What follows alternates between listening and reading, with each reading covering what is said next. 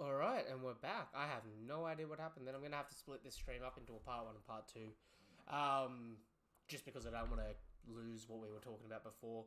Yep. Um, Yo, okay, we're back. Sorry, I don't know what happened then, chat, but obviously it conked out. In fact, that reminds me, I better update the stream to the new chat.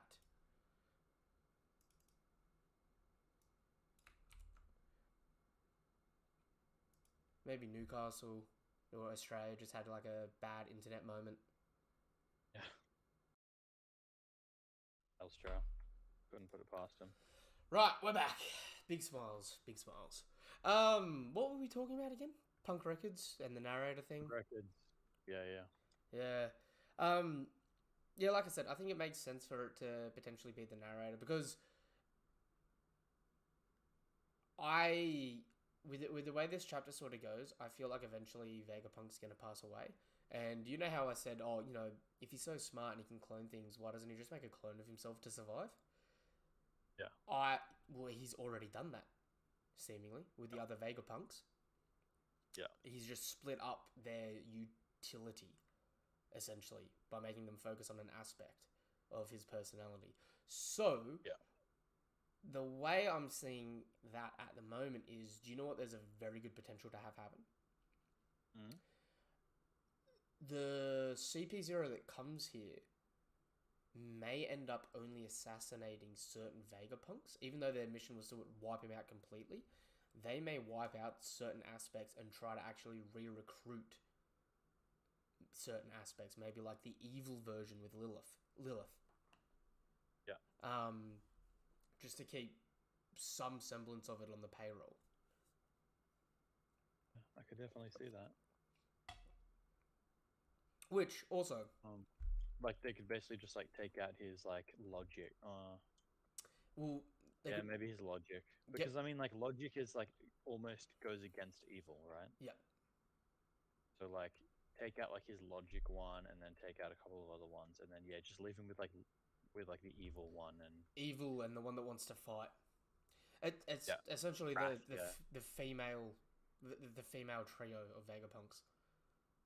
Yeah. Yeah. Um, but moving on as well. Oh, okay. We'll talk about it more. How he wants to have it so anyone in the world can access his brain and he can share that information with everyone and everyone can update it. Which, Mm-hmm. like I said, to me, it makes sense if that's how the story of One Piece is almost being told. In a weird way, how this is like all the all the narrative and all the testimonies of people in the world and their input on Luffy and how Luffy's impacted the world and their lives. You know Yeah, what I mean? that would be cool. Like, yeah, I mean, it's definitely, yeah, it would be cool. Make a cool little twist. It also would work really well if, like, you know how we've talked in the past about Luffy's potential dream being to, you know, make the world smile or something like that. Yeah. If that itself gets recorded as well, because, say, Vegapunk ends up traveling with the Straw Hats to Laugh Tale and whatnot, Mm-hmm. and it gets uploaded to Punk Records, it could happen for generations to come, where it would be no different to the actual One Piece manga, where it's like, doesn't matter if it finishes, the story's still going to be there for people to experience it for the first time in generations. You know what I mean? Yeah, yeah. It'd be interesting. It'd be really interesting. I would be curious as well, though, to see what information's already in Punk Records and who already has had some sort of access, or if it is just the Vegapunks, or whether or not if you put on one of these antennas yourself, you can tap into it already. You know what I mean? Yeah, I get you. Because it may not be like freely accessible to the world, but it may be accessible to people, say, in the lab. Like, you know how we saw in the lower section that there were other lab assistants and stuff like that for the Vegapunks. Yeah. So it'd be interesting and I'd be curious to see how that goes. Especially if Mm-hmm. the Void Sentry itself gets uploaded to this as well. It'd be insane, to be honest. And Mm. everyone is like automatically linked to it, so Yep. everybody learns it no matter what. Yep. You can't even suppress it. It's just everyone gets it downloaded into their brain. If Vegapunk manages to do that, that could be literally world ending for the world government. Yeah. Although I will say, I don't necessarily know if Punk Records is gonna stick around. Just because like you saw Jinbei, what he said, and it was actually pretty like bang on. You know, it's like this could just be bad. Mm. Mixing ideologies and stuff. You know what I mean? Like The you know, like what would happen if you took someone's brain and then you took two opposite ideologies and then mixed them together? It would see just be like it would just erupt. Like the interesting thing I find about that is it depends on if what information itself gets uploaded, whether or not you yeah, can see right. that whole person start to end perspective of why they think that way, or whether or not it's Mhm. just like specifically like their point of view. You know what I mean? Yeah. Because it could be a way where like Jinbei being like, oh, if people put their biases and whatnot up, it'll be more detrimental than anything. Or it could be a thing where the more biased someone is, the better understanding people have as to why those biases propagate in the future. Yeah. Right. You know what I mean? Like it could be a double edged sword. Huh? But there is something I do have to question here, right? Hmm? Punk Records is obviously Vegapunk's brand, and because he's a genius, it's his invention. Is this already based on something though that existed in the Void Century?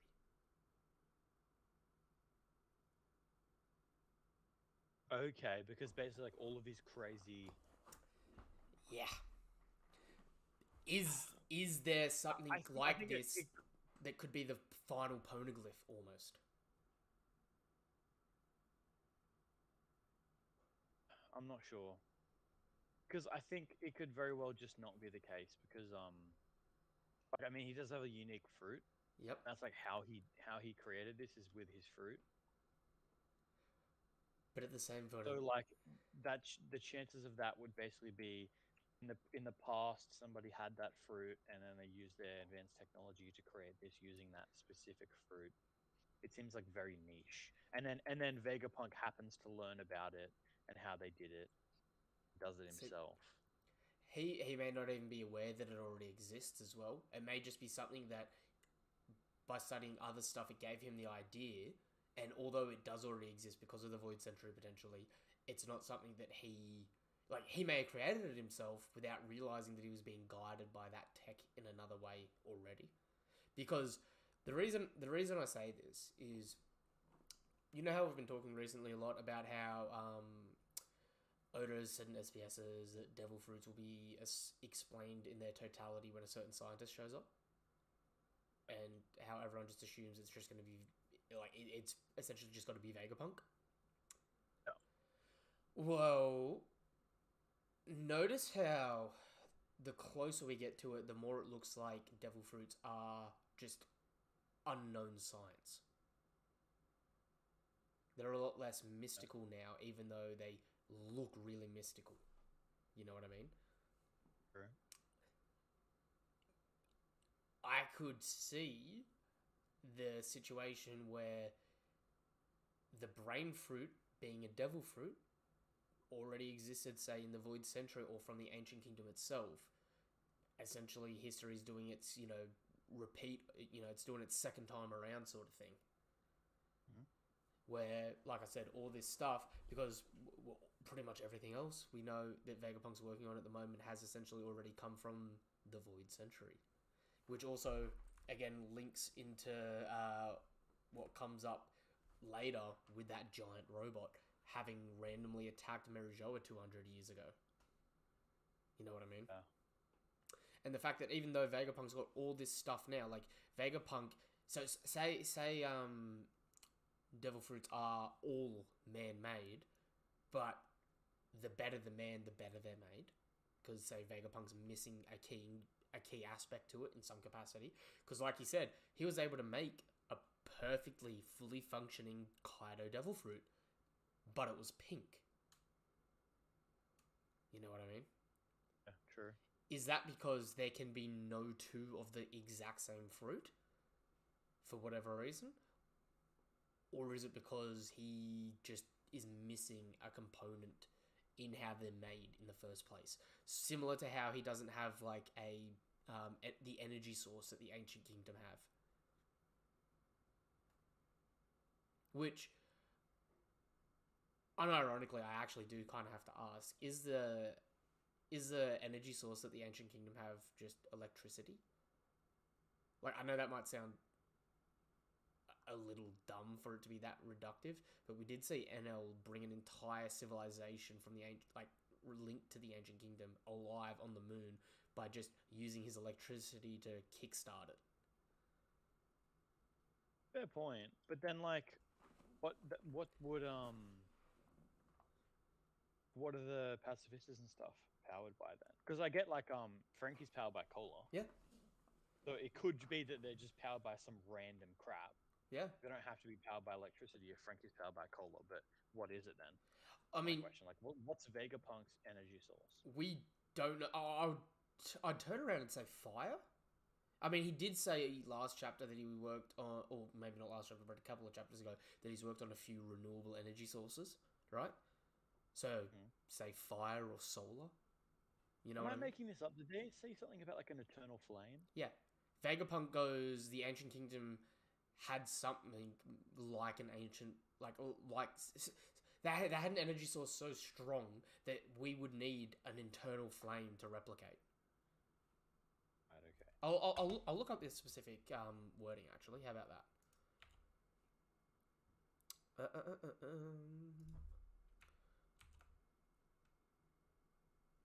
Just thinking, like, we've never seen the pacifistas like plugged into a charging dock, or it's never been mentioned that they like need a charge or anything like that. No, it has not.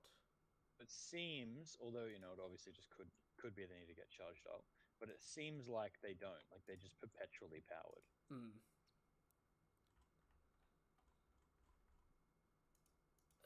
Let's bring up the chapter list, shall we? What do we reckon? Surely it'll be in the 6 Faces of Vegapunk that it was revealed.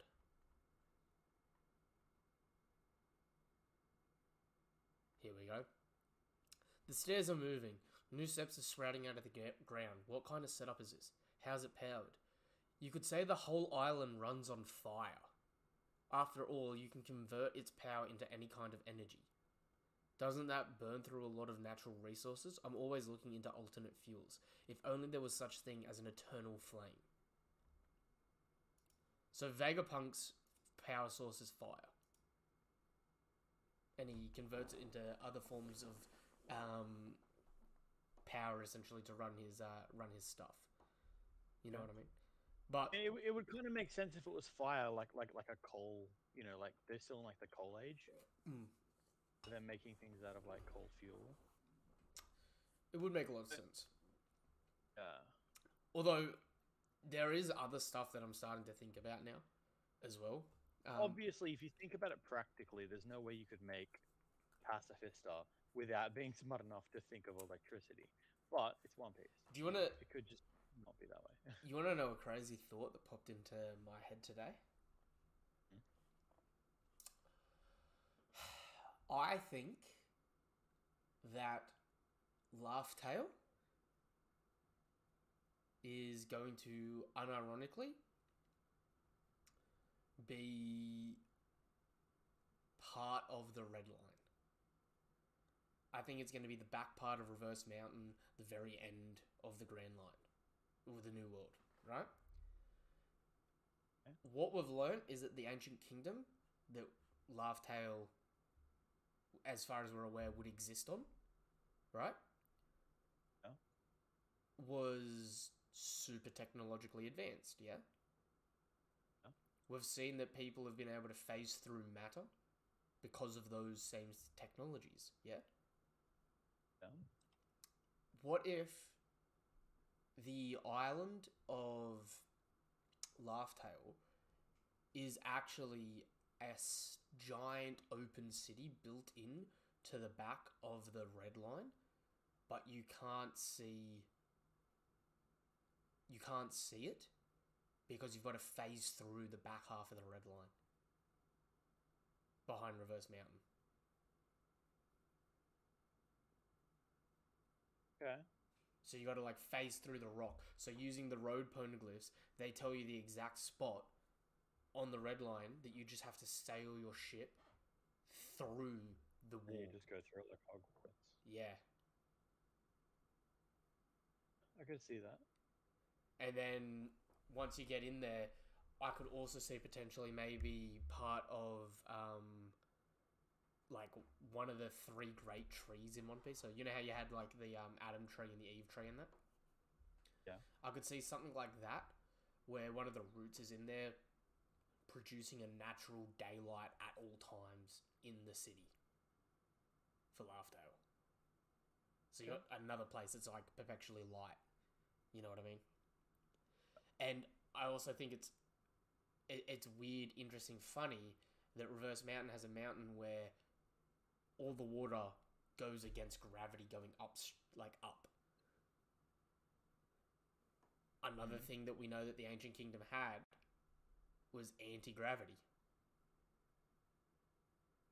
It Reverse Mountain itself, if like Laughtale's like inbuilt underneath it, Laughtale itself could be recreating Reverse Mountain with part of like the power source that they had.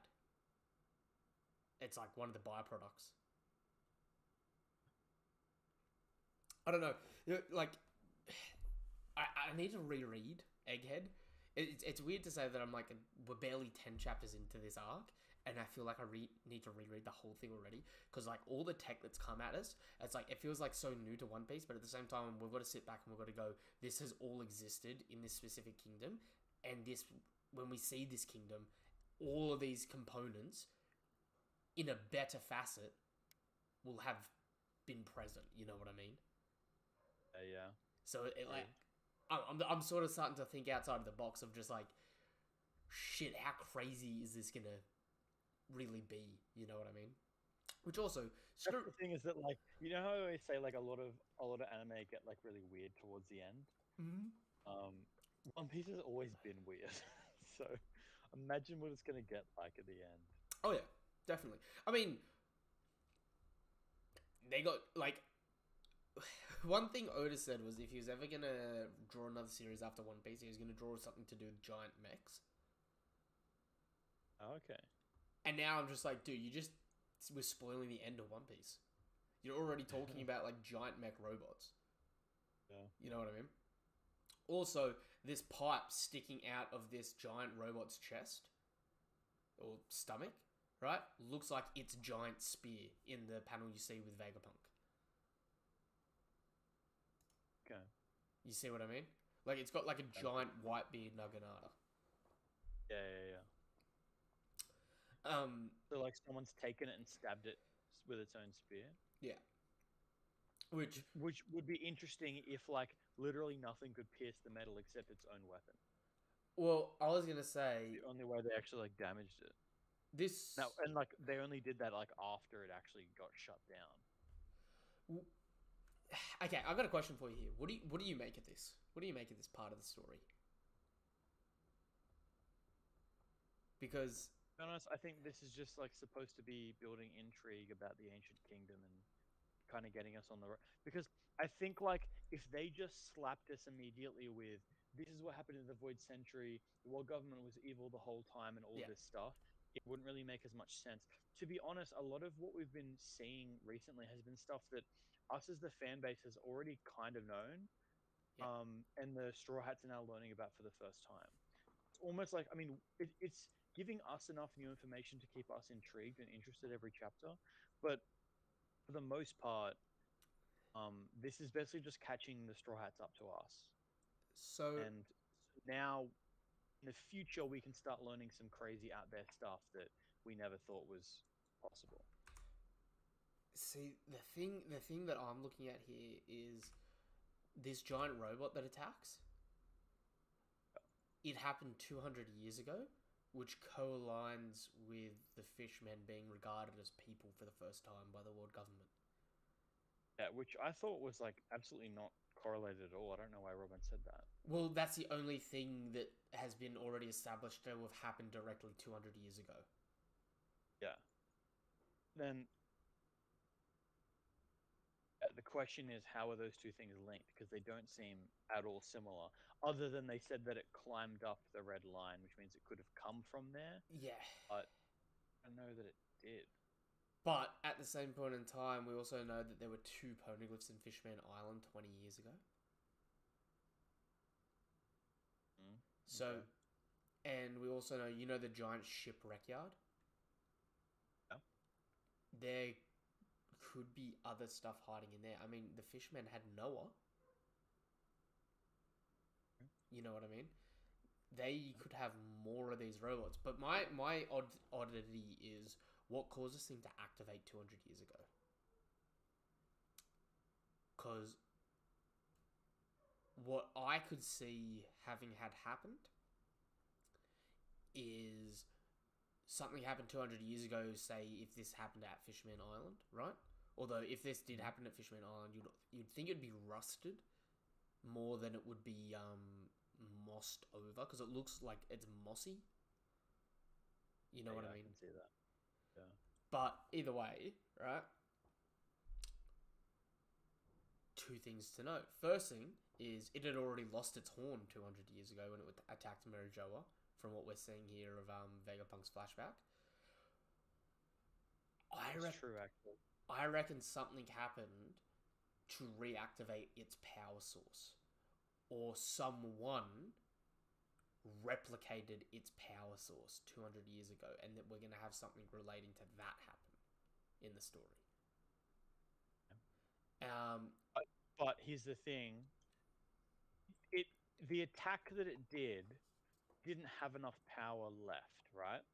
So I would say, right, like, because it attacked, they couldn't really stop it, but then it ran out of power.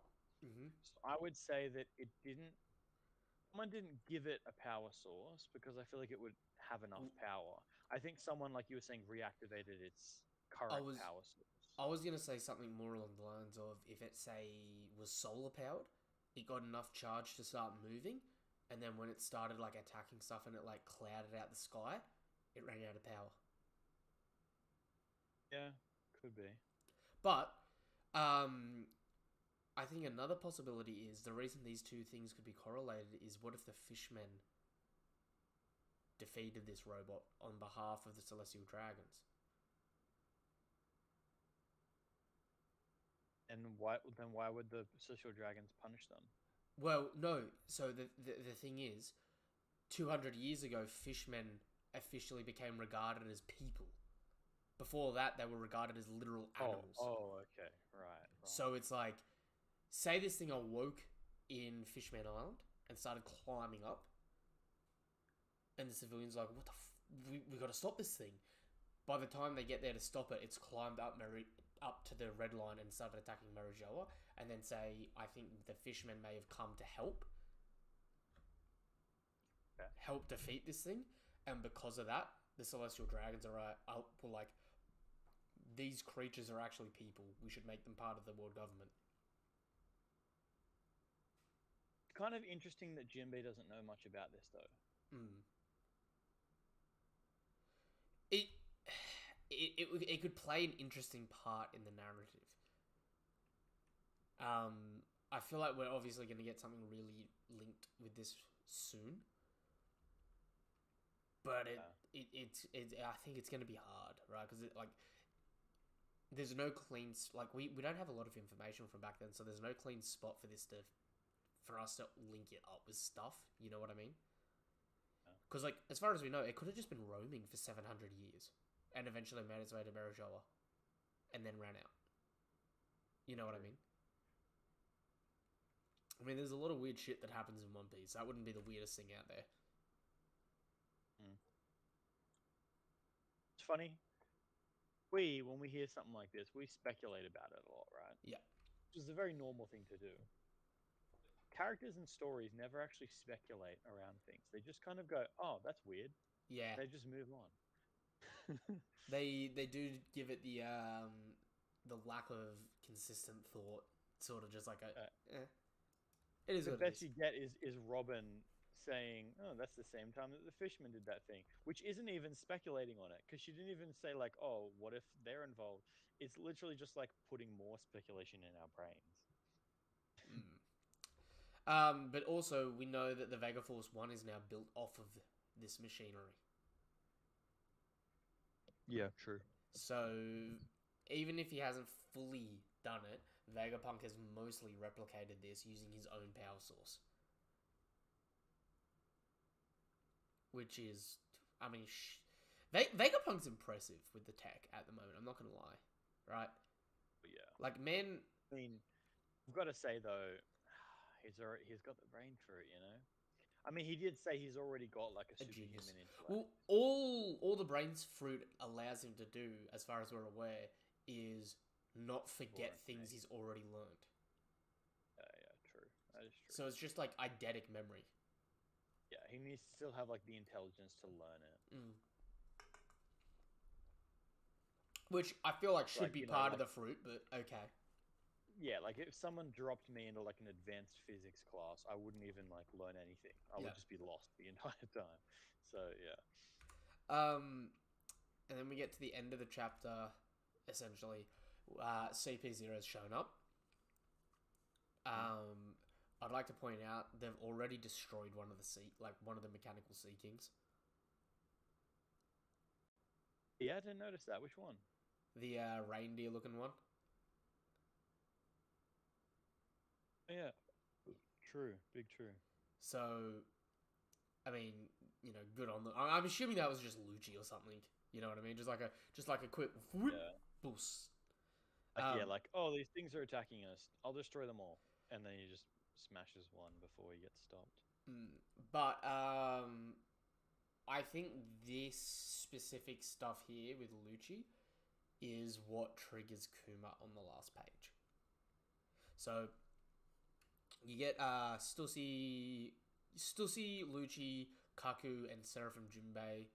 Seraphim Kuma, all here, right? And Mhm. then on the last page, you've got real Kuma wake up on Kamabaka Kingdom and just start sprinting until he falls over. Oh, actually, he starts sprinting, falls over, gets back up, starts sprinting, falls over. So he's like desperately running somewhere. Yeah, Also, that's the most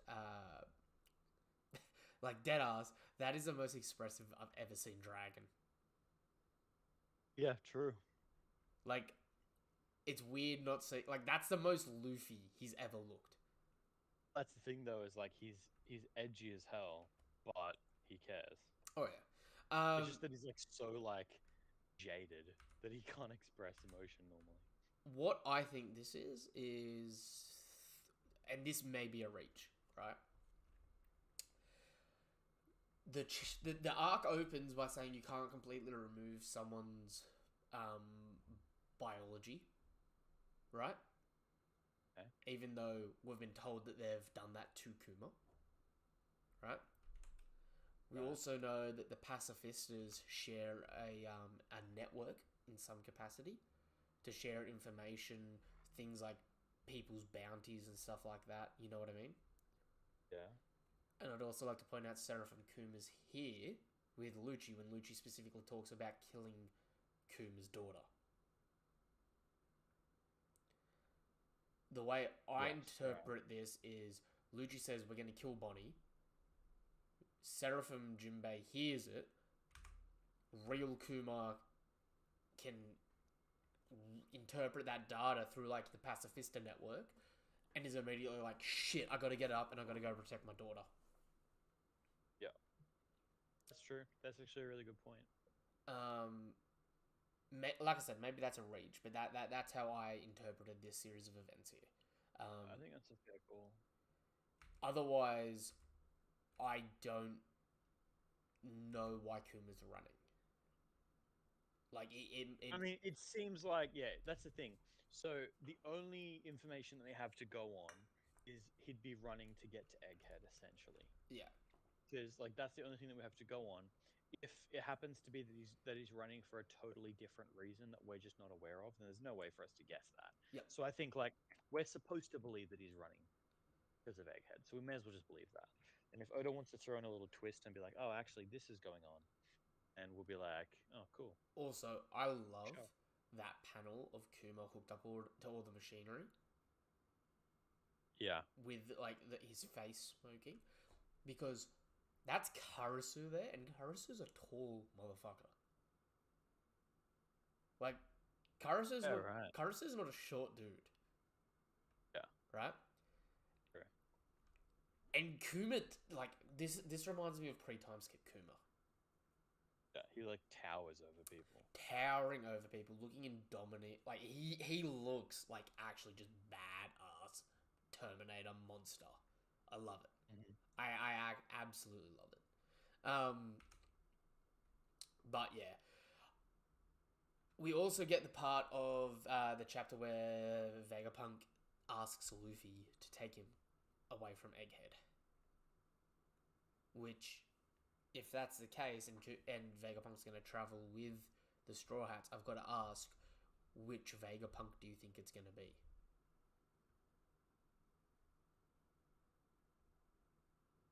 Mm. Because I could see a reasonable argument that some of the Vegapunks are going to die. Some may survive. Yeah.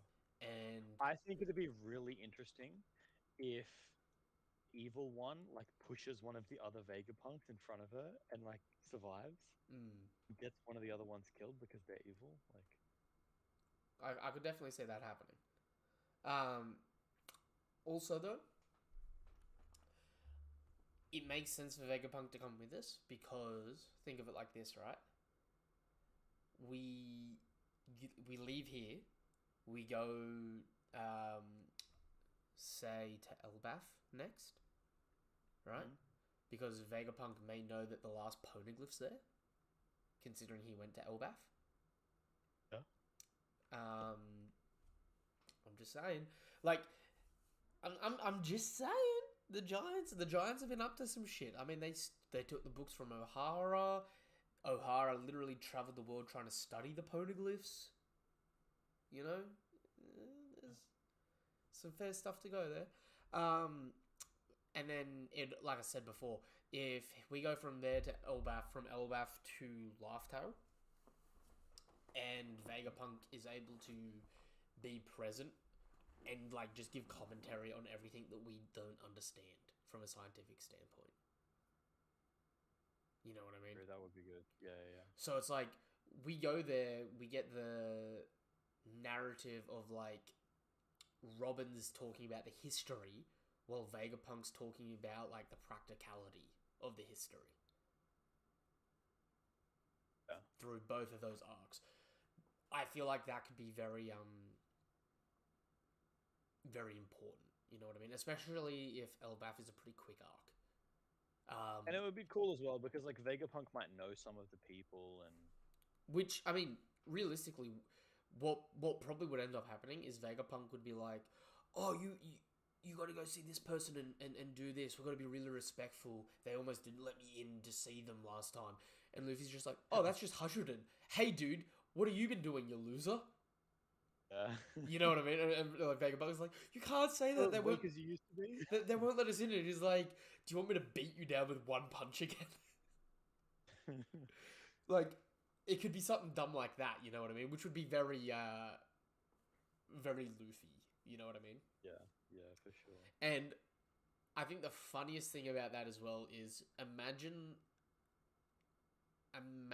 the banter, unironically, between Vegapunk and Usopp. Where Vegapunk may not comprehend necessarily, as smart as he is, all the lies that Usopp tells. Yeah. I think that could be pretty funny. Where it's like, Usopp says one thing that's a lie and one thing that's a truth in like situations with him, and Vegapunk's like, "Oh, that's clearly a lie," and then someone else confirms it. He's like, "Whoa!" So then next time Usopp lies, he's like, he must be telling the truth, no matter how crazy it is. You know that like Sherlock Holmes line where it's like, when you remove the impossible, whatever's left, no matter how impractical, must be the solution. It's like that with Usopp, and Usopp just gets to bluff his way into like legendary status. Um, that being said, as well, how do you think CP0 is going to go here? By the way, how do you like their designs? Kaku's is so beautifully done. And they all look pretty cool. Yeah, they definitely all look like pretty badass. It's just like I don't know, like because we've been in the era of like Yonko, everyone has been like giant, turning into Yep. dragons and stuff. And then you look at these like fairly like humanoid people, and you just go like, oh, he turns into a tiger, he turns into a giraffe, and then all the fear that you have about them just kind of goes away because it's like they're not the same level. You know what I mean? I really hope, and I know this is a reach because I know it like wouldn't make a whole lot of sense. I really hope that Lucci is a lot closer to Luffy than a lot of people expect. I do as well. I mean, that's the thing. He's a prodigy. And Like I've said to you in the past, I think it would be really cool. You know how they say that like it can take decades to learn haki, yeah, like the base version of haki. I think it'd be cool if it's like once you've learned, like it's insanely hard to learn the six powers, but once you have learned them, you start to progress really quickly. that I think Because would be it would make perfect. sense because I mean like Lucci, like even though he's a prodigy, he is a lot older than Luffy, and he was only like on the base level of six powers when we met him before. Well, even then, So even with the base levels, he was already like using the Ryokyogu gun and stuff like that. Like he was going yeah. beyond what the six powers had for the basics of six powers. You know He what was I mean? definitely better than like a Thro- typical like every other CP9 member. throw For in sure. throw in that generic armament and observation haki, and potentially if he's got any like advanced haki, like Yeah. I could see. I've seen people the last week trying to argue for and against Lucci having conquerors, and I'm really on the fence about it because the funny thing about Lucci is a lot of people are like, oh, he's a celestial dragon dog, or he just he's a assassin. He wouldn't have that like leadership sort of quality about him, sort of thing. But at the same point in time, it's like he actively listened to orders, but he didn't go above and beyond to fulfill the orders of other people for things he didn't believe in. Whereas when he was giving orders, it was like, this is the law. You know what I mean? And you got to think, dude at like the age of like 10 killed 500 people. 500 trained soldiers because it was like, you're an embarrassment to be beaten by a pirate. Then, unironically as well, I think he's the only villain that may not have had a significant mind change after Luffy beat their ass. I reckon it'd be really cool to see if that actually made him double down on his ideology and his bloodthirsty nature and whatnot. Because we haven't had a character that's done that. Like, Crocodile changed, NL sort of chilled out in a weird way. Everyone sort of had like a shift. It'd be really good to see someone that's just been like, nah, screw that dude. I ain't letting it happen a second time. You know what I mean? To be honest, like the only people that you could say didn't really have like a change is Dofi. I'd imagine wouldn't have a change, but he has conquerors. Yep. But also So then, like that could be, if anything, that's more evidence that like if you have conquerors, you tend to be pretty self it'd be self-aggrandizing, whatever. it'd be interesting if he unlocked it when he split from the world government and he took CP9 for their own journey. You know what I mean?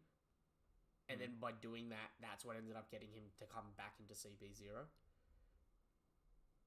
Right. Which, like, because if he's pre-time skip, we've had the back and forth about the potential that the Rokogu gun is advanced armament. If that gets reconfirmed that it is, right? He's got advanced armament. Throw in like an advanced observation or an advanced. I think he absolutely will. So the thing is that you have to say that he is at absolutely minimum as good as what's his name? Who's who? Yeah. Like that's absolute minimum, and I would say like he should be stronger because like he actually kept the training up. Because Well, Who's Who got kicked out and was no longer given the training. he, So I would say that like all of Who's techniques are basically like he had that base level of training that Lucci had, and then he just kind of had to make it up from there. Whereas Lucci like continually got yep. trained in the specific art forms, so he would have progressed a lot more efficiently. So he's like at minimum a little bit better than Who's Not. Who, and I would probably say significantly better than Who's Who. I'd also say he's got a significantly stronger will than Who's Who.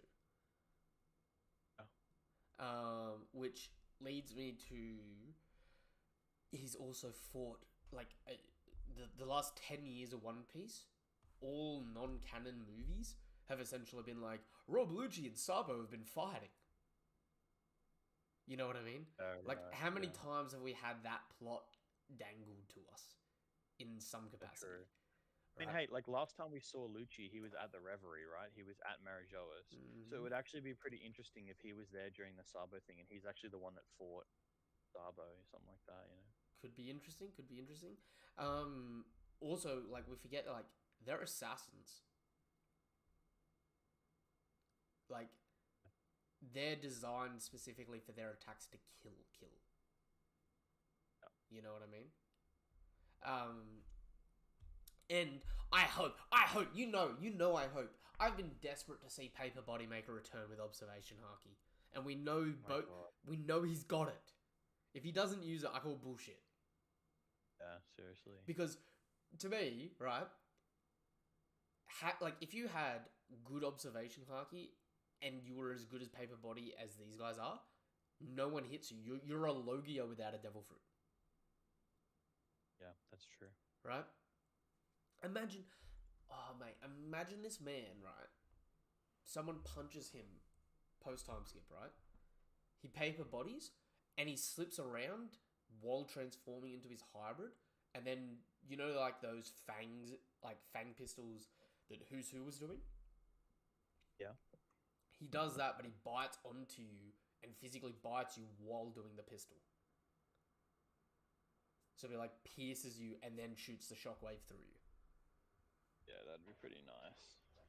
There, there's so much cool stuff that could be really cool here. Especially the craziest thing that they could do for a really easy BS feat right now is if Seraphim Kuma turns against them and Lucci beats the Seraphim.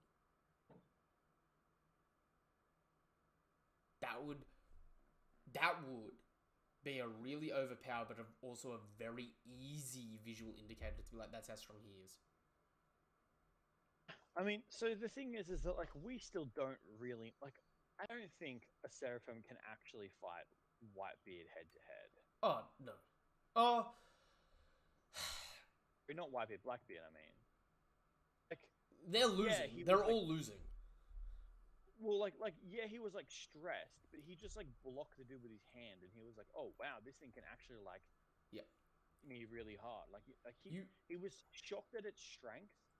He wasn't like I'm gonna die. You know what I mean? you need you need those rooftop level attacks to hurt a Seraphim, in my opinion. Yeah, I'd agree. But like a Yonko is like just gonna In that. wreck one arrow. A Yonko's in that. They're right or die. Like, this is the thing that we've talked about where it's like, no matter how strong the first mate is, the Yonkos just murder their first mates. Yeah. You know what I mean? That's the thing. Like I would say a Seraphim is a hard fight for a first commander.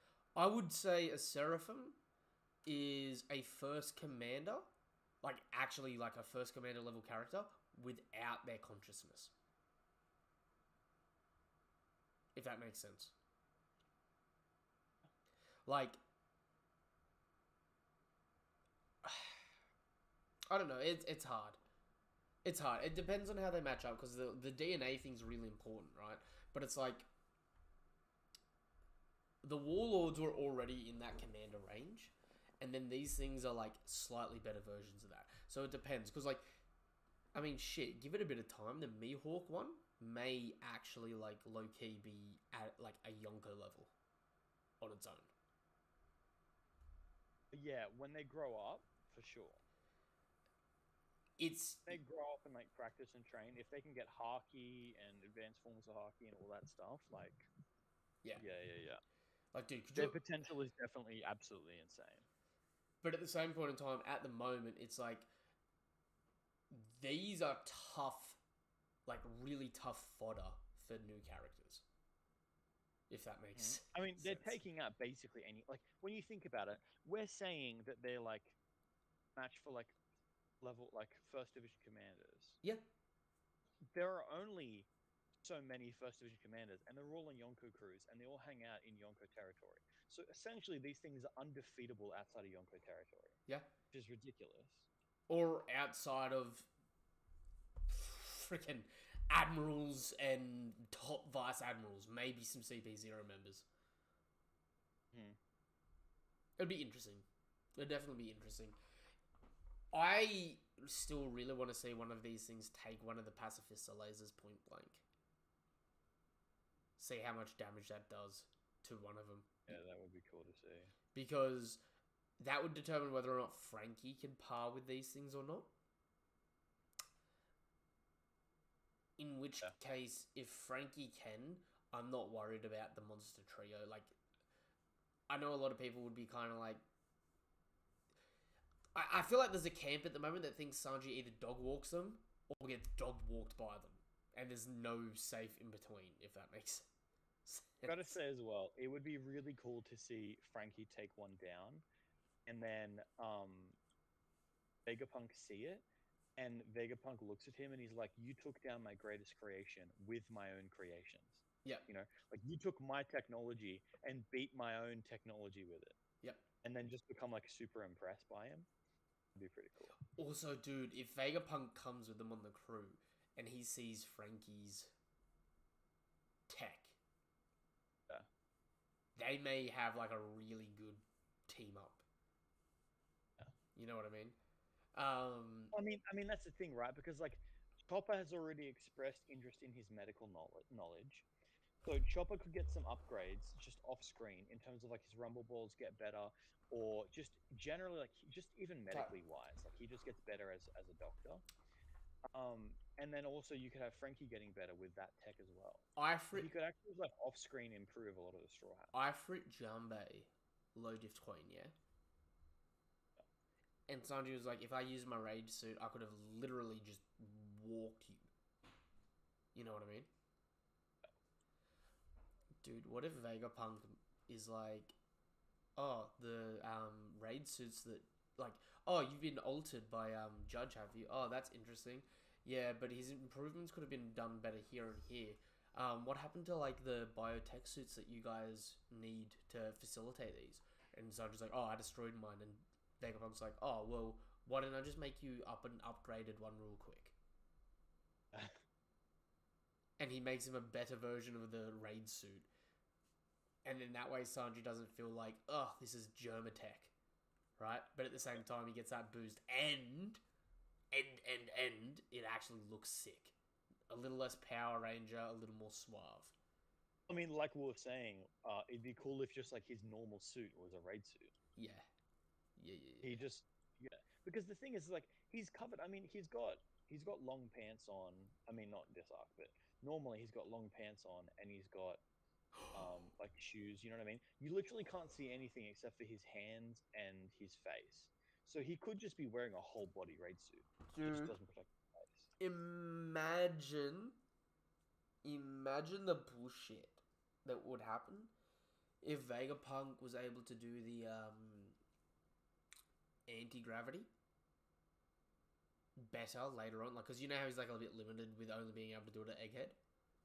Yeah. What if he figures it out and he makes Sanji a raid suit with anti-gravity boots instead of just the accelerator boots? Yeah. And then Sanji's so fast that he starts bending space, doing the night guy shit. Yeah. That'd be funny. Pretty good. It'd be good as well because it would make a cool like a little fight against it's Fuji, and then Fuji's like, oh well, you can counter my gravity, but I don't only rely on gravity. I'm also a great swordsman. He goes, I've fought swordsmen countless times. I Lost head.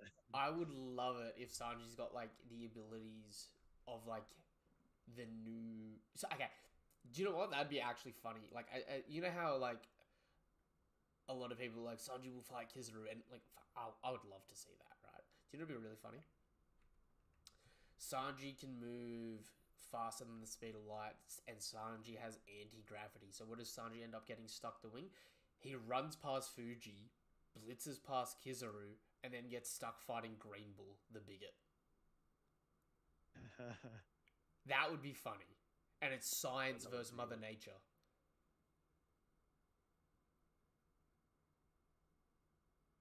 That could be very interesting, I reckon. Yeah, for sure. And his fire just starts igniting the forests.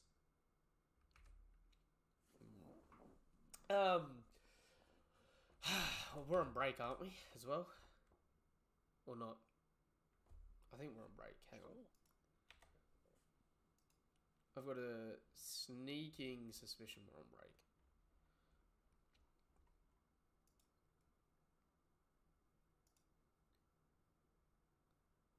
Da, da, da. I can't remember Kuma saying we were.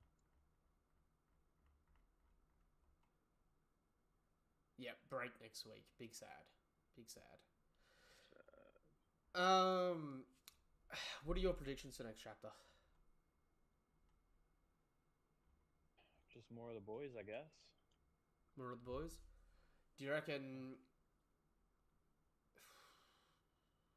with CP0 here, I reckon they're gonna leave their ship to have destroyed the Okay, next chapter's gonna end with Kaku landing on the Thousand Sunny and Zoro making eye contact with him, and it's gonna be a callback to when Kaku landed on the Merry.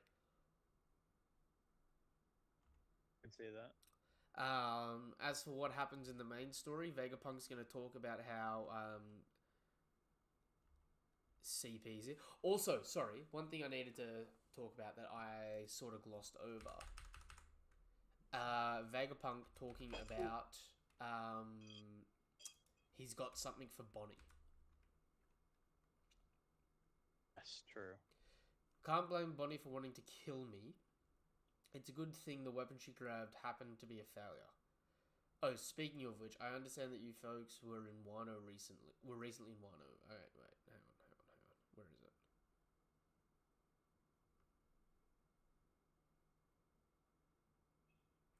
Where was it that he said he needed to tell us something? It was talking about, it was when like Luffy was like angry at him. He was like, yeah, you should apologize to her. Then he said like, shut up, you little kid, you don't understand. And he said, but I do need to give her something. I feel bad what I did to Bonnie. Yeah, you should. No, it's not there, is it? It was. I can't see it. I'm looking at the panel. It says, and look what Vegapunk said now. I feel bad about what I did to Bonnie. Yeah, you should. Get down and beg for forgiveness.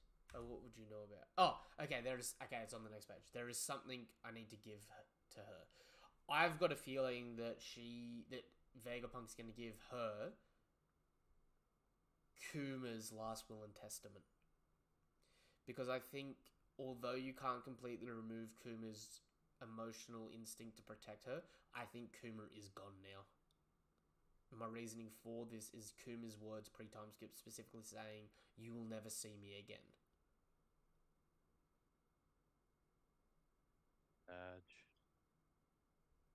Because what's he giving her?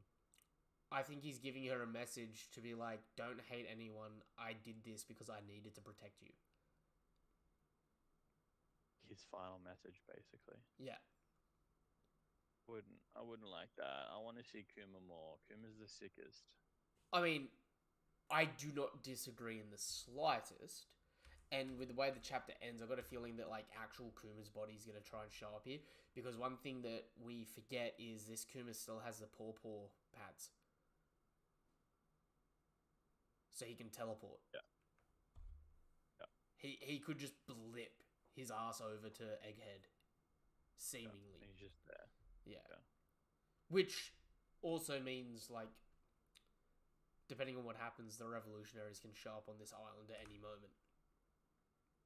Which, True. I mean, like, well, the other thing is that even but like the world government, the Navy now knows that Dragon's there. yep. It's And kind of just been like stopped looking at. and also notice how none of them are in grieving, as if Sabo's just died.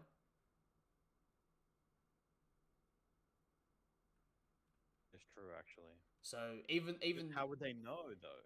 They wouldn't know. There's no way they could know. true, but we do know he was like an island, like an island or two away from them, and the he was on the Den Mushi when it happened. You know what I mean? Yeah. So I feel like if that was the case, surely Dragon would have sent like a generic spy to go suss it out. You know what I mean? Oh, fair. But that's just some background information there. Like it's It could totally just be like they're like, oh shit, he might be dead, and then they go, but we've got bigger shit to deal with. yeah, true that. Speaking of though, we keep interacting a lot with, or we keep getting panels and whatnot of the revolutionaries. What do you think's gonna happen? How do you think they're gonna tie back in at the moment? Is it just gonna be the Kuma? I mean, like I said, like they're still at Kamabaka Kingdom, and the Navy knows that they're at Kamabaka Kingdom. Yep. Surely something's going to happen at Kamabaka Kingdom, and also similar to Boa, kind of can't leave it, right? Because it's a legit kingdom. It's got tons of people on it. They Yep. can't just be like, all right, the revs are going to move out, because the world government could just like slaughter the civilians and stuff, torture them for information and stuff. So like, it's worrying. Okay. Hear me out. How crazy would it be that these... Obviously it's going to fail, but how crazy cool would it be if we see the world government send a hit squad to Kamabaka Queendom and we see a Seraphim Dofi do a birdcage with tech? Okay, yeah, that would be pretty cool. So, like, you got the love heart, and then out of the love heart spurts a birdcage. Yeah, that would be pretty sick. And then, like, obviously the Revs are going to have to win, but that How do they have his fruit? Well, I mean, he's in prison. Last time we heard of Dofi, they were sending assassins after him. Even if Dead? if he's not dead, it could be replicated with science. Have to confirm that with your wife. Make sure you're allowed to say that. Yeah, no one's allowed to say that Dofi's dead. Yeah, she's in the background already. You can hear it. You can hear her crying. The words Dofi and dead in the same sentence triggered her. No. My celestial king could never. I mean, My celestial king. I can't even at this point in time. I can't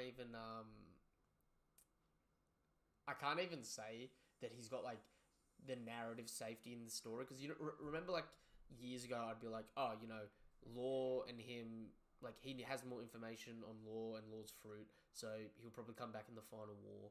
And then I was like, oh, you know, Law still needs to use his awakening and all that sort of jazz, so clearly Law's going to stay alive and that.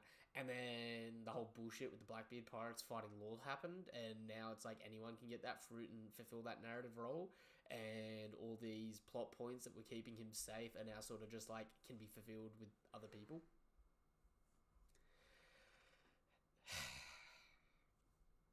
I'm just saying, do you know why I would love Seraphim Dofi to show up here though for Kamabaka? Because Kuma's here, and Dofi and Kuma were introduced together, and I think it would be beautifully fitting. You know what I mean? It would also be hilarious if a Seraphim Dofi put a birdcage up,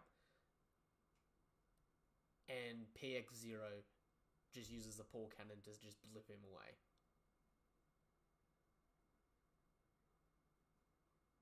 Would that work? If you ever to get blipped. Well, I mean, if Dofi had the birdcage up and you blip Dofi, does the birdcage just disappear?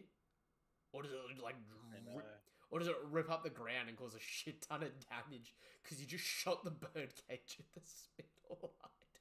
It's not attached to him, is it? It comes out of a clone and it centers in on him.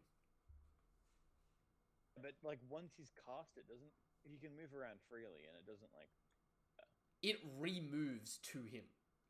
So he's always the center. Was it doing that while he was fighting Luffy? Yeah. Never remember seeing that. Yeah, so because for most of the birdcage, she was on top of the palace. And then when he starts fighting Luffy, people found that they had to start running from one side further than the other. Because as Dofi was like following Luffy, it was changing the center of the birdcage. Right, damn.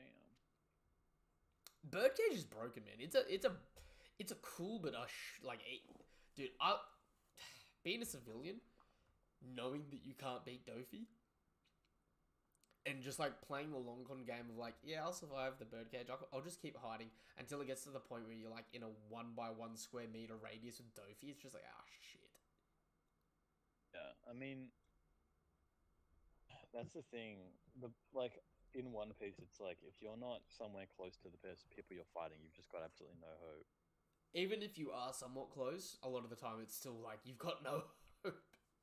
Like when you think about it, like even like Luffy versus the entire enraged army, he only really lost that because he'd refused to eat. No, not even. Not even because he refused to eat. Literally, like, the anime makes this look so much worse than that. But do you remember when Sanji was running to feed him? Yeah. After? And he was running through the battlefield, and there were like hundreds of people just on the war zone, on the ground. Yeah. Dude, the only reason Luffy got taken out is because Mondor put his consciousness into an alternate reality while people teed up a double fucking Haki punch. And like just sandwiched him after he fought a 3rd Division commander for a day. To be honest, if he had food, that wouldn't have stopped him. True, but it's like, dude, if you took Cracker out of the equation, literally, and even Sanji, because Luffy fights Cracker, eats his fill, doesn't he? He ate his fill against Cracker, beats Cracker with a full stomach, then gets dogged on by Sanji, feeling bad, right? And then proceeds to fight an entire army on his own, because we know that Nami got pretty much taken out immediately. True. And even then, it took putting his consciousness into another dimension. And for anyone that's like, no, that's not how that works, right? It was just a hallucination. No, because the Viva cards specifically say that it transports your consciousness. It isekais your consciousness. And if you go back and read the chapter, even though aspects of it existed in the real world seemingly, right? That's because Luffy's body was there. You see like Mos Capone and Jos Capone, right? Like upside down on the ceiling. They weren't like, in the real world, they weren't like just flying upside down in the middle of nowhere. You know what I mean? Like it actually like fully transports your senses to that other place. Until he deactivates it. Like Luffy's consciousness was in another dimension, and then you see the book slam close, and he comes back to reality, and he's like, "What the shit?" And he's already watching like the two fists like come at him either side. He's like, "Ah, shit!" Like, yeah. Dude went out like a boss. Dude went out like an absolute boss. Tell you what, I need to reread Whole Cake. I don't think I've actually given it I've reread it once, but I haven't sat down and given it like a big read through, because I felt like, because I was already like, I was week to week that whole time, and we weren't doing the YouTube videos, but we were doing like our weekly discussions off stream and stuff like that.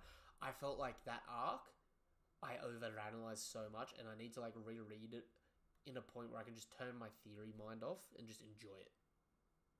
Yeah. You know what I mean? I agree. Because it has some of my favorite moments in it. Like, it has some cool moments. I feel like a lot of times week to week is, yeah, you don't get like an overarching experience as much. Dude, one of my favorite scenes. Dressrosa, I need to watch again.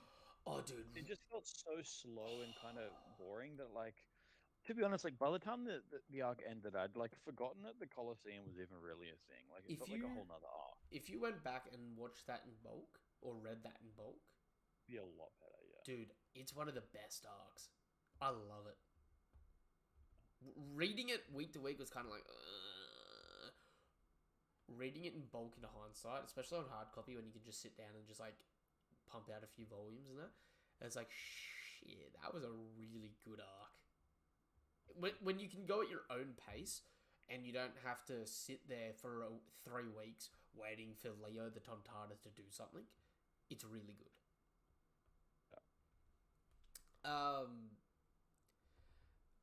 One of the... I tell you what, do you know what one of my favourite moments were for Whole Cake Island? When Nami steals Zeus and does a giant thunderbolt on Big Mom in the manga, you go back and reread it, dude, it is so fucking funny. Big Mom doesn't climb out of the hole. She walks through the earth and just starts walking in an upwards direction and just walks through the earth. Like, literal dirt, like, literal dirt or bedrock and that just doesn't phase her. She just walks through it, just laughing. It is it is actually such a cool thing to see.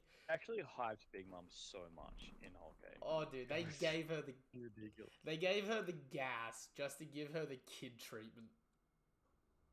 Although, in her defense, it is, like, so hard to gauge what, like... You know how I was saying that Kaido hasn't shown regular armament hardening? Big Mom, who actually had showcased those sorts of things and that, I felt like Big Mom got defeated before she whipped out the second half of her arsenal, if that makes sense. Like, I genuinely think, like, her eating a year of her lifespan, and when she got big, she only did, like, one major attack in that form, right? Genuinely, I feel like that was her version of her hybrid form, and that if they didn't just, like, TKO her, she was gonna start whipping out some crazy shit. Like, she got, like, what, like, twice as big? Imagine if she did an Elbaf spear when she was twice as big, man. Oh, she had some potential. I was gutted. Like, we didn't see her use really, like, any Haki against Kid and Law either, which was so disrespectful. But I actually do have to ask something while we're on that topic. Luffy learned advanced conquerors and advanced armament. Law learned how to use an advanced form of Haki that prevents people's devil fruits affecting them. Right? What do you think Kid's takeaway from that arc's gonna be? What do you mean by his takeaway? Do you think he's gonna get a power up from something that, like, something that he didn't have before necessarily, or couldn't do before, that's Big Mom or Kaido demonstrated in front of him, that he's now gonna be able to do? Because Luffy and Law walked away being able to do new stuff. Sure. And here's the thing, I don't even know, like, because we didn't even see anything that was that impressive from Kids. So, like, to be honest, you can bring out a billion different things. He was kind of not that useful, to be honest with you. See, So, if he can bring out something that's actually useful, that'd be a massive improvement. I need him to have an advanced form of Haki. Give him some Haki, please. Oda, please. Yeah. I'm begging you. I'm begging you, sir.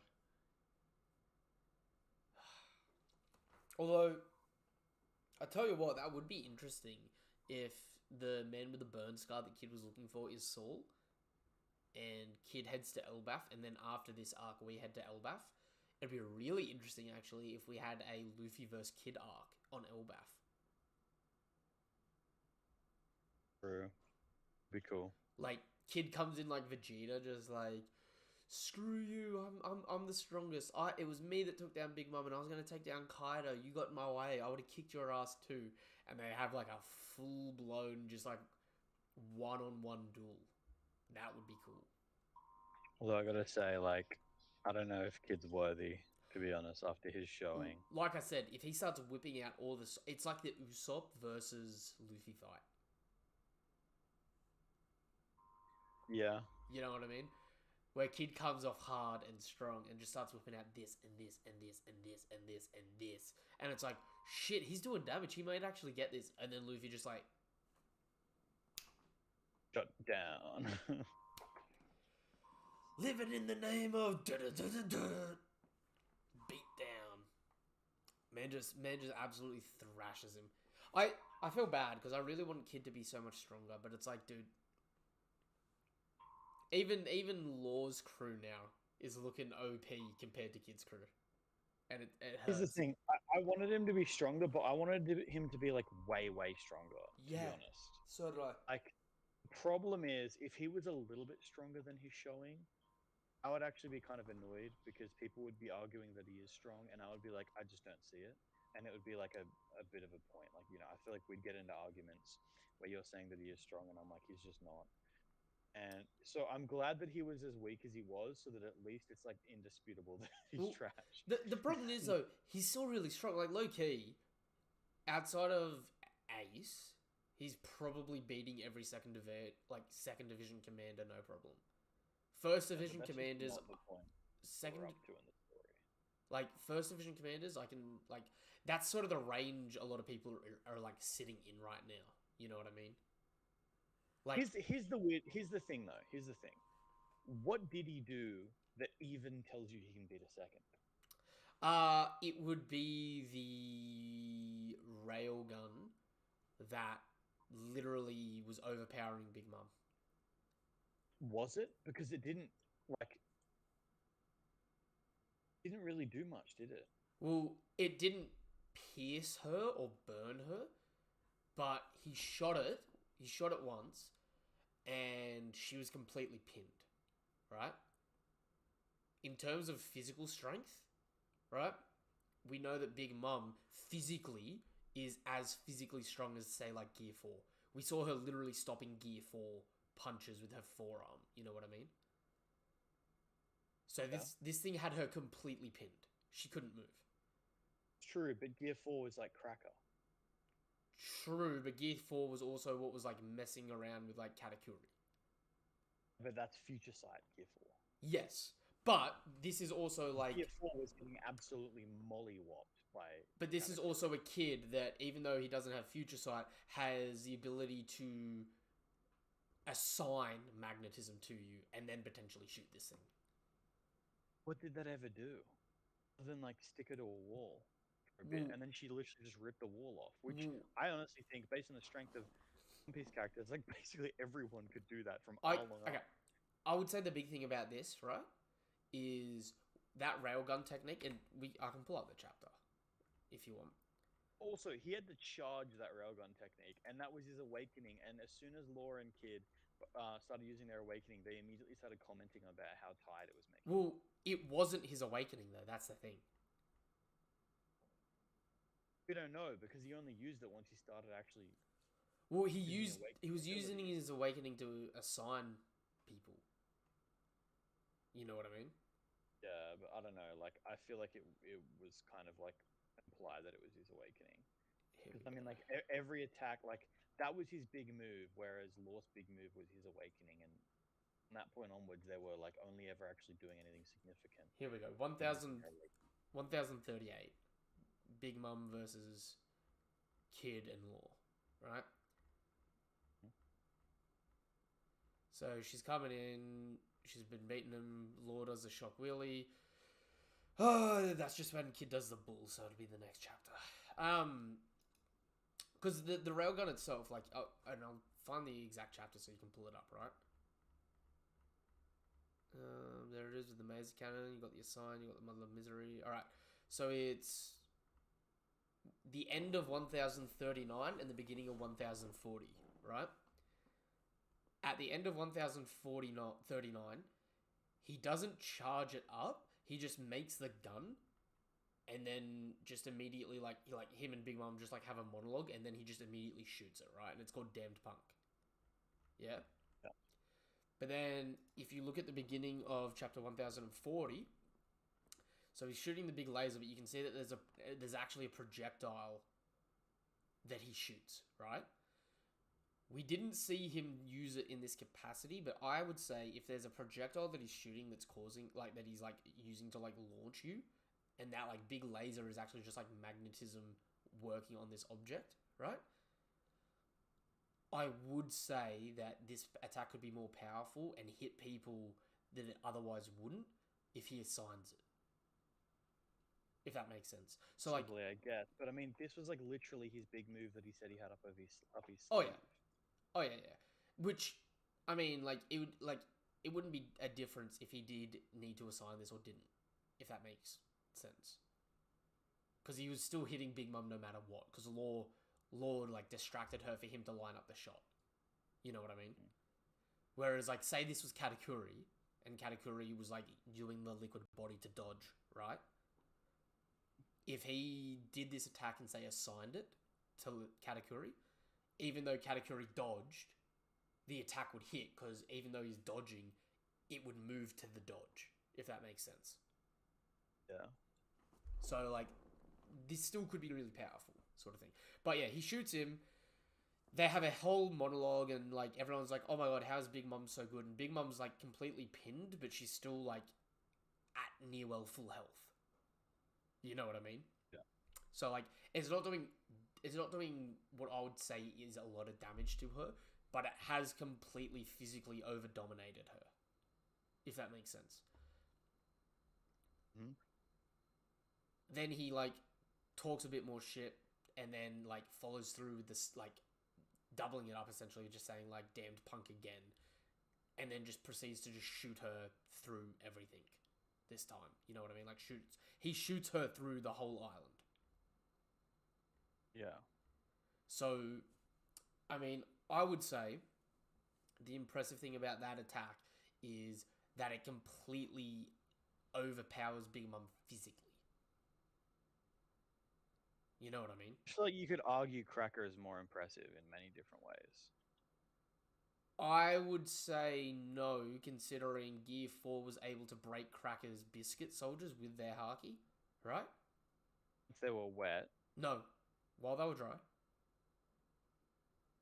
So Gear 4 Luffy could break the shields when he was armament hakiing up the shields, but he couldn't break through the whole biscuit start to finish. You know what I mean? Yeah. So... But if they didn't block at all, then he could break them. But if they did block... it would just break the shield. Yeah? Yeah. We also see those attacks be completely blocked by Big Mom physically. Yeah, so sure. That would imply that Kid completely over physically powering Big Mom this one attack specifically would arguably be stronger than those two attacks, like the Kong guns and the biscuit soldiers, even though it doesn't have haki. If that makes sense. Guess, like, it would destroy a Cracker, but the fact that it destroys a Cracker doesn't necessarily make him more impressive than Cracker. Like, Cracker literally can make an army of Cracker soldiers that can only be destroyed by, like, slightly above a Gear 4 punch, etc., etc. I do not disagree, right? Like, that's the problem with Kid, where Kid can win with a lot of technicalities in a weird way, if that makes sense, right?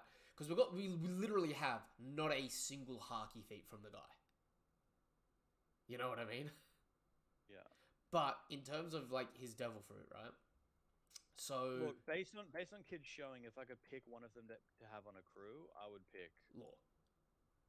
Would pick Cracker over Kid. Oh, dude, you know me. You know how much I gas Cracker. Right. I'm in the cracker corner. Any commander that fights Luffy, I'm sorry, they're better than other commanders. You know what I mean? They just build different because like, dude, I'm sorry, if Kid does damn punk on Jack, Jack's out. Lights out. It's a one hit. Even Queen, man. I feel like I'd rather Queen. What, like, He's got the use. like minigun lasers. He's got the versatility, but that's a problem with Kid. Kid's just like a. He's a very like almost unfunly so straightforward fighter with the magnetism. Like, how many times have I been wanting him to be like really creative with the magnetism, like make it to like a tornado of metal that like cuts people up. So it's like you got to fight him in like a storm of metal. And no, he just like I throw metal at you, or I make you magnetic, or I shoot you with laser. He's very basic. By the way, that laser was like a one off. Like it's not like you can just spam those lasers out. I mean, that's the thing. I'd literally rather have someone just sit on the ship with a minigun laser like Queen has and just fucking fire. Yeah. Like basic perception haki and the minigun lasers, so you can actually hit things. See, that's a problem. Rather that on my crew than Kid. That's a problem where it's like Kid's whole thing is like he's also physically durably built. Just like as a person, you know what I mean? Which I actually think is a bit of a weird thing. Like I don't know. I don't think he should be, to be honest with you. Yeah, although he gets compared to Luffy, right? I would say his power set, like he doesn't need to be. Well, he doesn't need to be, but I would say look at it like Zoro, because Kid still has to, although he's got the magnetism, he still has to hold up the metal. Yeah. You know what I mean? So I look at it in that regard where I'm like, okay, if you're gonna give him the physical BS, like, it's stupid that he seems more physically able than Drake, though.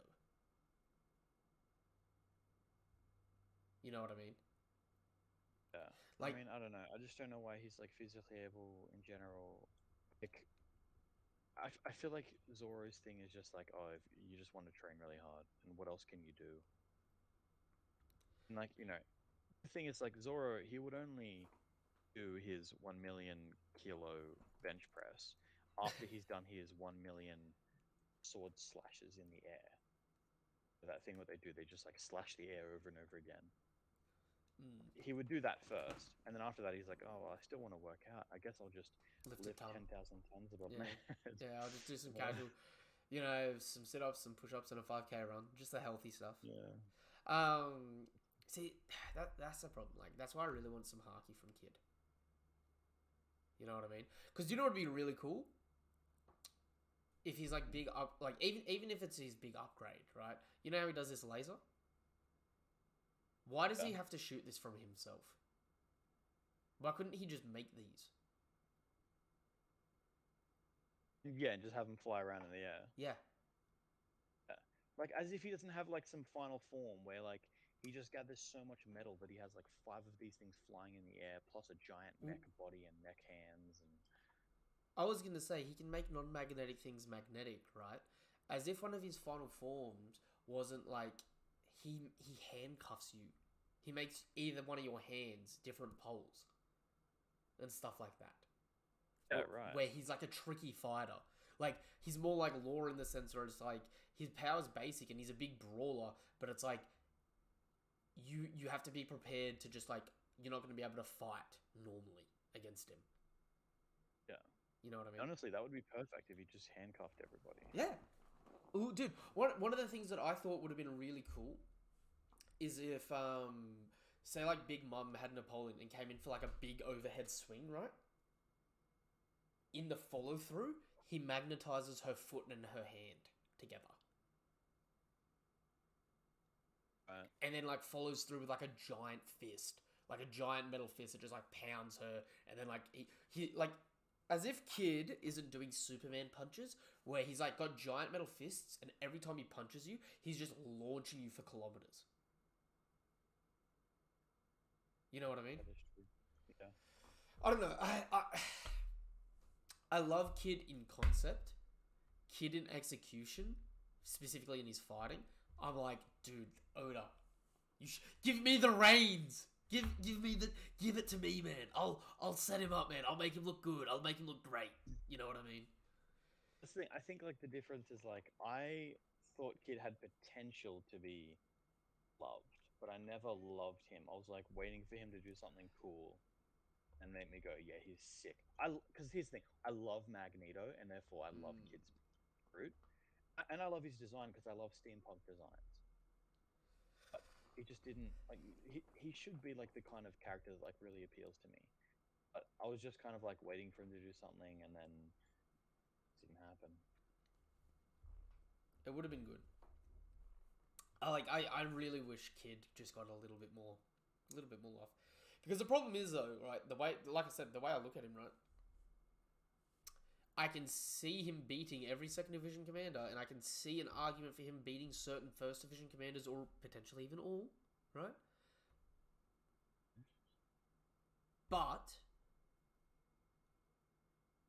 I don't look at him and go like, I don't look at Kid right now and I'm like, oh, I could confidently say he'd be doing as well against Blackbeard as Law is.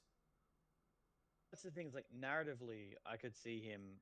Like I don't see him losing against the first division commander narratively after this, because I think regardless of how he was shown, Oda still considers him like kind of like Law's equal in a sense. But objectively looking at his feats, there's no narrative behind it. I would actually make the argument that he's like less than second division. Do you know what would have been so cool? Imagine an Probably say less than third if it wasn't for what's his name getting an even worse treatment. Jack. Jack. Nah, because okay, the third division commanders. What we got? All we've seen in depth is Cracker, right? Jack. Cracker. There's Cracker. Cracker was hyped big time. There's Cracker. Jack was down hyped big time. No, Jack. Really Jack was hyped big time, and then when we got to him, we were like, "Don't believe the hype." Really. Yeah, true. That is true. But what? Jack, Cracker, Van Auger, and Yasop, and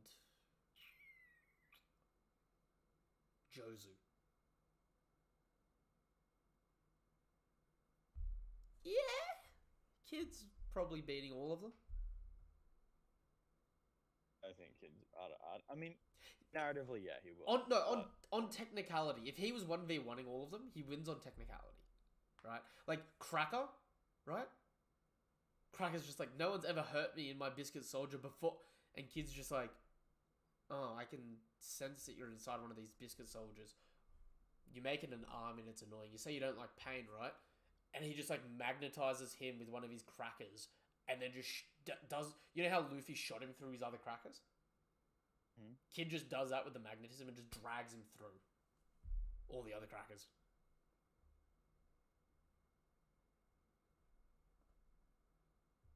Look, it technically works, but you don't want to have to say it does. You know what I mean?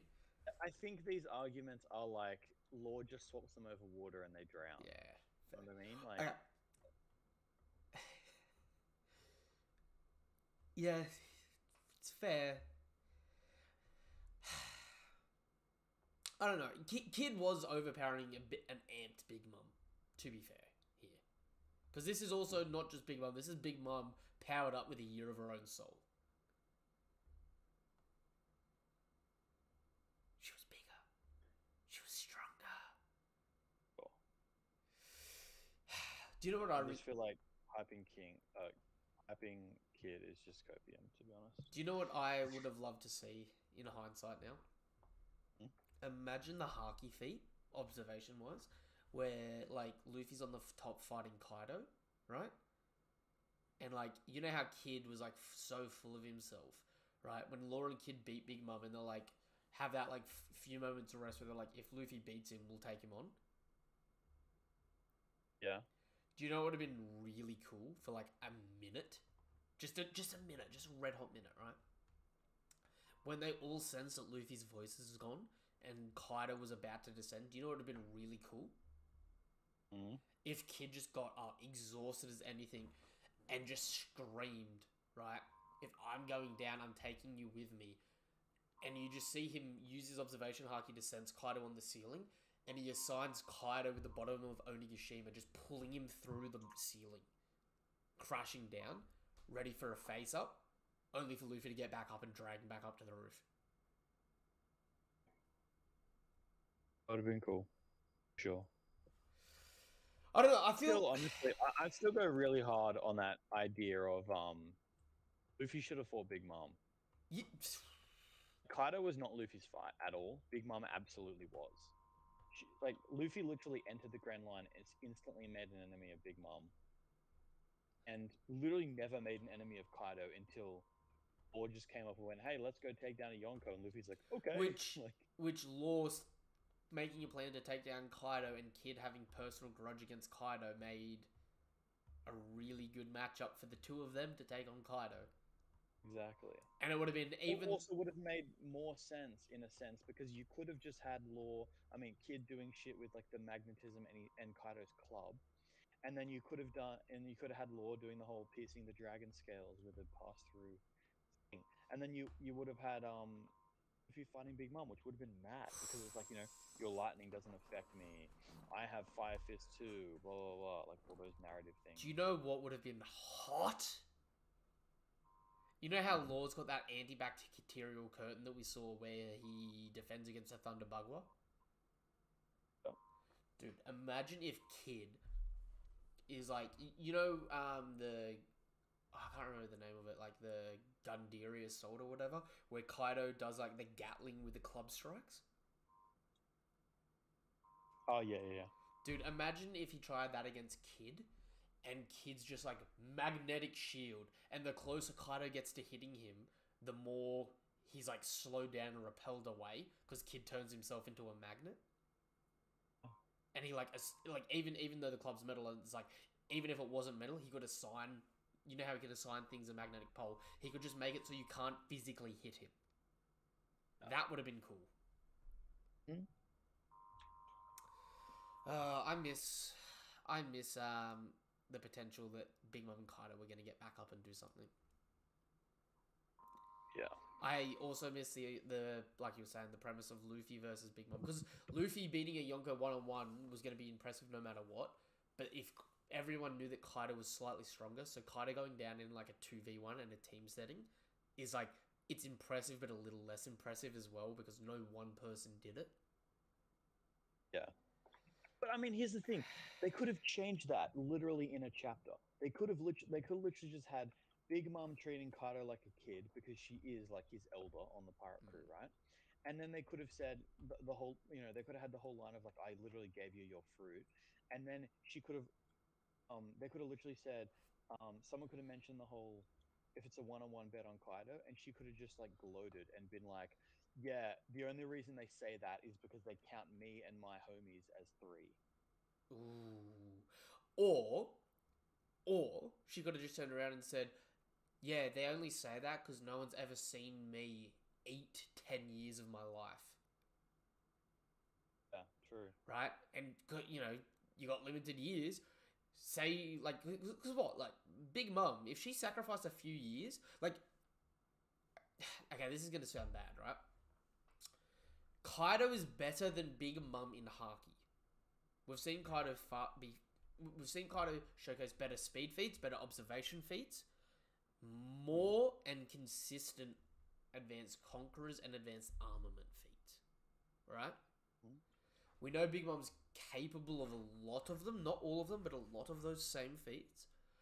But she's used them sparingly, right? Because she relies on her devil fruit. It would have been amazing to see a situation where she becomes more threatening than Kaido, because when she eats 10 years of her soul, it's also unlocks 10 years potential worth of Haki growth or something like that. Yeah. You know what I mean? Where she can amp herself up, but she even vocalizes her as just I can't always stay in this state because it chews through my life so much, right? But I can easily be the strongest.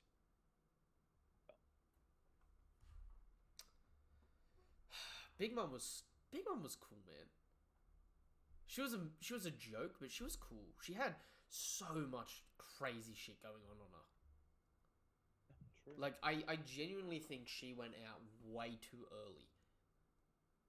In terms The of... other thing that we didn't even mention, the Katakuri thing, the whole you're going to defeat Big Mom. Mhm. He said, like, are you going to come back and defeat Big Mom? We know that's not Do you- going to happen. Do you know what the problem... Like, do you know what the could problem... have at least beaten Big Mom. Do you know what the problem or the difference is between the fight against Kaido and the fight against Big Mom? Kaido fell into the magma pool unconscious. He was already defeated, and falling into the magma pool was just a definitive cherry on top to stop him coming back, right? Do you know what the problem is with Big Mom? Law and Kid do their biggest attacks to her, and she's like smoking from the mouth, but she's fully conscious and fully awake as she's falling, just like, I'm not defeated. Yeah. Only for her to fall in, like, the lava erupt, there'd be like a giant ass bomb that just blows up like crazy. And it's like, cool, Big Mom drowning in magma as a devil fruit user, like, that's like the most definitive way to be like, yeah, she's technically dead. You know what I mean? But at the same point in time, it's like, they didn't beat her, they TKO'd her. Do you have any idea how filthy that makes me? It's like... Yeah. Luffy, like, even Luffy... Oh, dude. Their fight should have gone on... Did Lex Luthor actually beat Superman when he just, like, pulled out Kryptonite and went, haha, I win? Like, Oh, like, it hurts. It hurts so much. Because it's like, it felt like they got Big Mom not even to half health. And then the game glitched and the boss died. And they were like, we got the achievement! We beat the hardest boss in the game!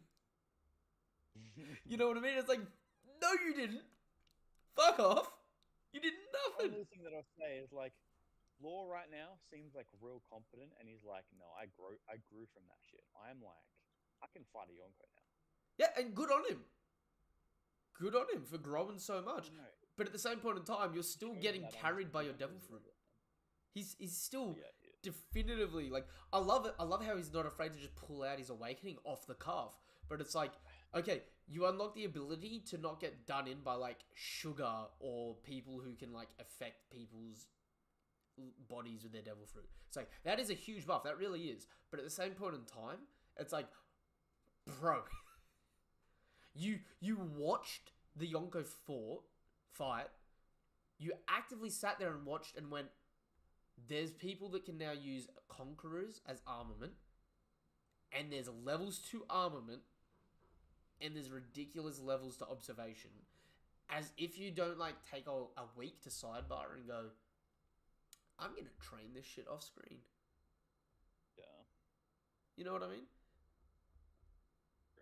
Because, You can't train to get conquerors.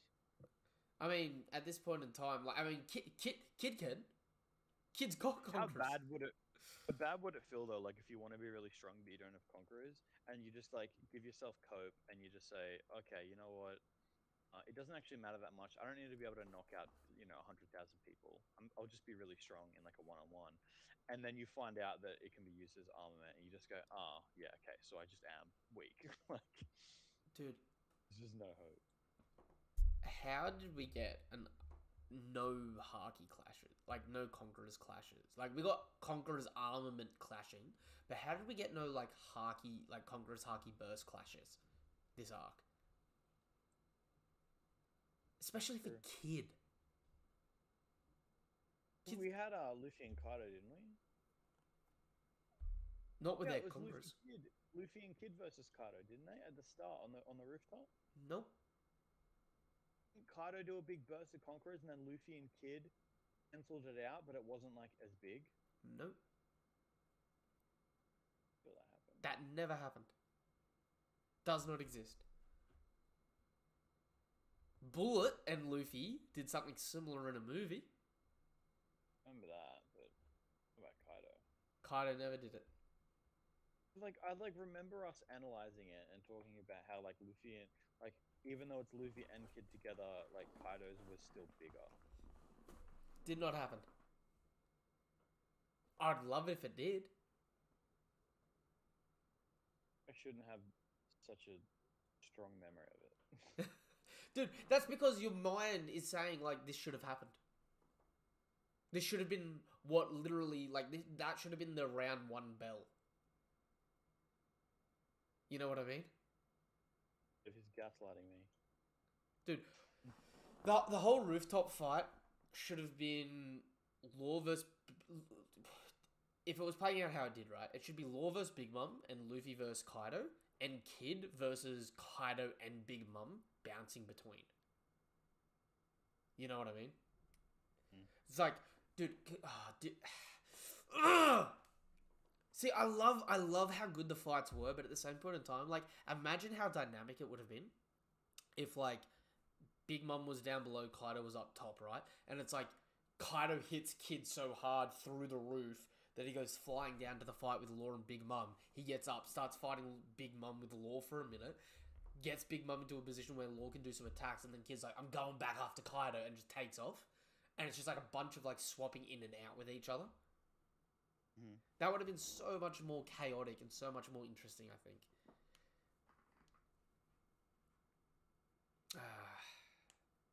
The problem is, is the Kaido fight the best fight in One Piece? No. No? I mean, here's the thing. It really depends on what hypes you during fights. You know what I mean? Like, some people get really hyped by martial art techniques, whereas other people get really hyped by just, like, power fantasy, seeing people, like, cut, like, planets in half. So I think, like, it's everyone's kind of, like, unique opinion, I suppose. See, the problem is the Kaido fight does all that in a really well-balanced way. I don't know about the martial arts. Go back and I'm not gonna lie. I'm not gonna lie though. It doesn't really get me as much in the manga though. I want to see the anime and see Do you know what? how they do that. Come over. We should do a watch through because the anime goes off for their fight in a lot of ways. Yeah. We should do a big big binge weekend of just like the fights and that. That'll be fun. Yeah, I'd be down. That being said, we've almost gone for 2 hours in 2 different streams. Catch the first half of the stream. It was 10 minutes long before the internet cut out. Do you want to wrap up there? Love how this devolved into the Kaido Big Mom fight when we're talking about VEGAPUNK, but Every week. it is. I feel like we need to do a dedicated stream where we both sit down and have reread the entire, like, from like chapter 1000 to chapter 1045. The whole Yeah. the whole Luffy versus, like, the whole rooftop fight. You know what I mean? Yeah. Because I got a feeling those fights are really, like, they are really good. They are. But at the same point in time, it's also mixed in with stuff where it's like, you know, the Jinbei versus Husu fight is now out in the anime? Okay, cool. And Is it way extended? no. It's, like, not extended at all. We should way extend it. Instead of padding every friggin' scene, we should just way extend all the fights. I was actually really surprised because they essentially made it, like, as quick as it was in the manga. I'm totally happy if they way extend them out and make them, like, heaps of filler, and even if it's like a bunch of crap that just does not happen, I don't care. I'm fine with that. That's when to do it, though. Watch, like, Kaido look at the camera, and then look at the camera again, and then look at the camera but slower. You know what I mean? It's like A lot of people apparently are saying, though, that Jinbei uses Conqueror's Haki against Husu in the fight in the anime. Ooh. So we'll have to do a watch through and suss that out. I might even do a live reaction to all the Topirobo fights. Make a series out of it. That might be fun. We'll do something. I'll do something. We've got to have a games night or something. You know what I mean? Yeah, for sure. All right. I'm on holidays now. I'm free. Well, hopefully I'm not working back until 8 o'clock again this week. We'll see. Alright, that being said, this was chapter 1067 of One Piece discussion. Extra Brecky, is there any last words you want to say before we wrap this up? I'm happy. You happy? All right. Good week, everybody. Good week. It's a break this week, so I know we've said that we were gonna do the top top 20 or the top 30 ladies stream at some point. I'm not gonna say 100% that it'll be this weekend, because the last time I went to set it up, it was failing to set up. I need to organize some other stuff off stream. But if it does end up coming out this weekend, be sure to like and subscribe to the channel, hit the bell icon for more notifications of content like this, because you'll get notified that the stream is scheduled, and then you'll be able to enjoy that there. That being said, until the next video of ours that you watch, or until the next chapter of One Piece, whatever it is you're here for, nothing but love, nothing but respect. Have a damn good day. Goodbye.